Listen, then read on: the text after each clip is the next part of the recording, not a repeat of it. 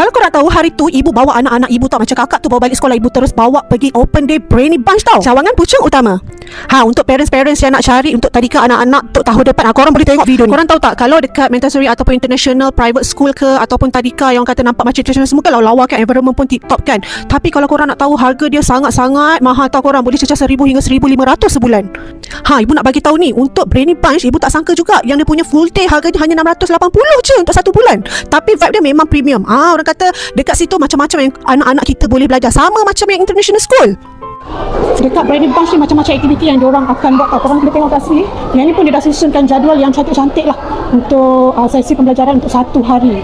Kat sini kita ada 5 subjek, language, matematik, Islamic, EPN accessorial, and then cultural. 3 subjek penting adalah language, matematik dengan Islamic. Islamic kita terangkan, kita ajar Muqaddam, kita ajar basic Arabic, nama seni Arabic, adab, solat, everything kat Islamic. And then matematik, numbers from 0 sampai division. And then untuk language kita akan ajar phonic sound first. Kita ajar a, b, ke sampai green series, itu phonogram. Baru kita ajar bahasa Melayu. Dekat Brainy Bunch ni macam biasalah, dia akan ada belajar sambil bermain. Semua dalam bahasa Inggeris. Cikgu-cikgu dia pun lembut dan penuh adab.